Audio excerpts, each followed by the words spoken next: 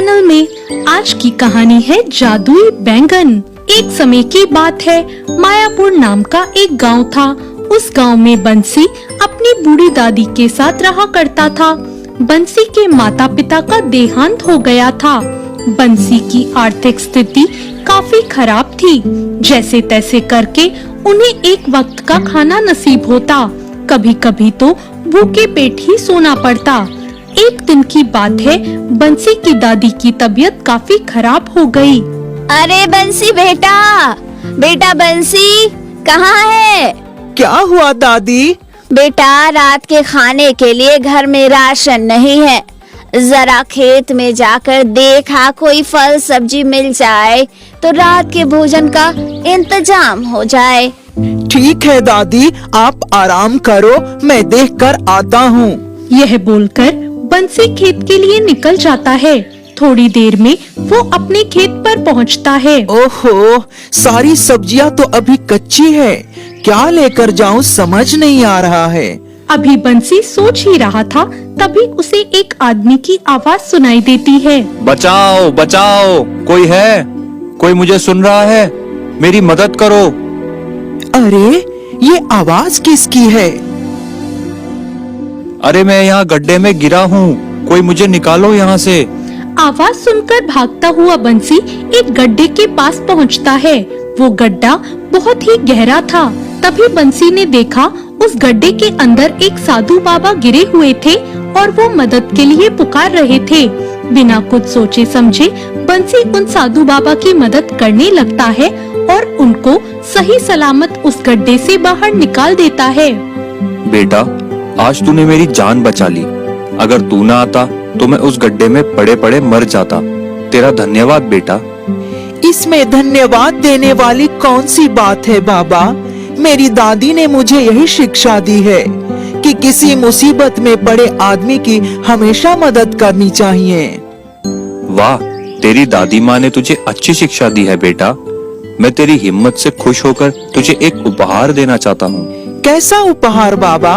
बंसी के इतना पूछते ही साधु अपनी पोटली में से एक चमचमाता हुआ बैंगन निकालते हैं और बंसी को दे देते हैं।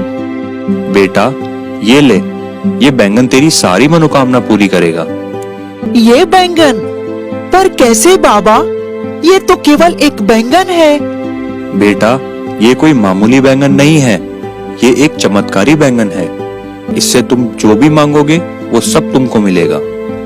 ये बोलकर वो साधु वहाँ से चले जाते हैं। इस बैंगन को हाथ में लेकर बंसी सोच में पड़ जाता है। ये साधु बाबा क्या कहकर चले गए? क्या सच में ये बैंगन जादुई बैंगन है? एक बार आजमा कर देख लेता हूँ। हे बैंगन, मुझको ताजी सब्जियाँ दे दे। बंसी के इतना बोलते ही वो जादुई बैंगन अपनी जगह से हिलने लगता है और देखते ही देखते बंसी के हाथ में ढेर सारी सब्जियां आ जाती है। ये देखकर बंसी बहुत खुश होता है। अरे वाह, साधु बाबा की बात तो बिल्कुल सच निकली। ये बैंगन तो सच में एक जादुई बैंगन है। अब घर चलता हूँ और दादी को ये सब्जियाँ देता हूँ। फिर हम आज रात में अच्छे से खाना खाएंगे। लेकिन हाँ, मैं ये बात दादी को नहीं बताऊंगा, वरना वो बेकार में डर जाएंगी। सब्जियां लेकर बंसी खुशी खुशी अपने घर जाता है और अपनी दादी को सब्जियां दे देता है। ये लो दादी, देखो आज मैं ढेर सारी सब्जियां लाया हूँ। अरे वाह बेटा, इतनी सारी सब्जियाँ कहाँ से लाया तू? आप ये सब छोड़ो दादी, आप इन सब्जियों को पकाओ, मुझे बहुत तेज भूख लगी है। बेटा मेरी तबीयत बहुत खराब है, थोड़ी देर रुक जा, मुझे आराम कर लेने दे। अरे मैं भी कितना बेवकूफ हूँ। दादी की तबीयत इतनी खराब है और मैं उनसे खाना बनाने की जिद कर रहा हूँ। दादी आप आराम करो, खाना आज मैं बनाऊंगा। तू खाना बनाएगा पर कैसे? आप ज्यादा सवाल जवाब ना करो, आप बस आराम करो। यह बोलकर बंसी किचन में जाता है। हे जादुई बैंगन, स्वादिष्ट पकवान बना दे।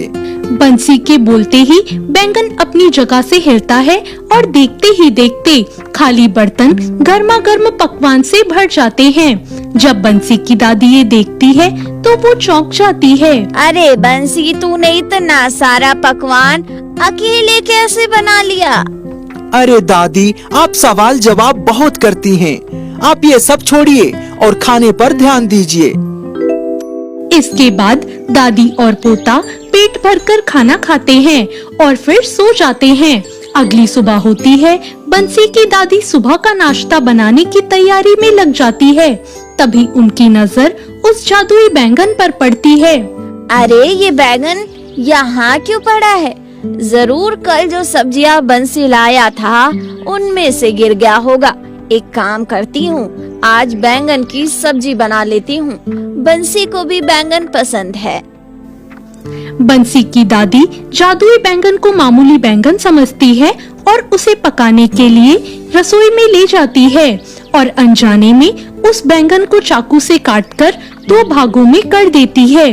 बैंगन के कट जाने पर बैंगन में से एक रोशनी निकलती है, जिसे देखकर बंसी की दादी डर जाती है। बैंगन से निकलती हुई चमक को देखकर बंसी भी भागा भागा किचन में आता है। क्या हुआ दादी?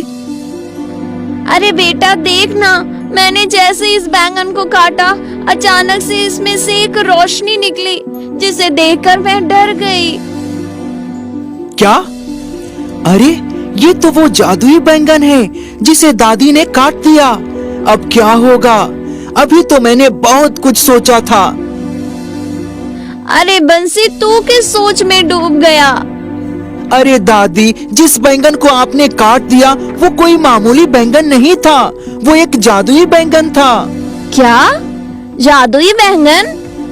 हाँ दादी, ये बैंगन मुझे एक साधु बाबा ने दिया था। इस बैंगन से जो भी कुछ मांगो ये बैंगन वो सब देता था, लेकिन आपने तो इसे काट दिया। अब इसकी शक्तियाँ खत्म हो गई। अब क्या करें?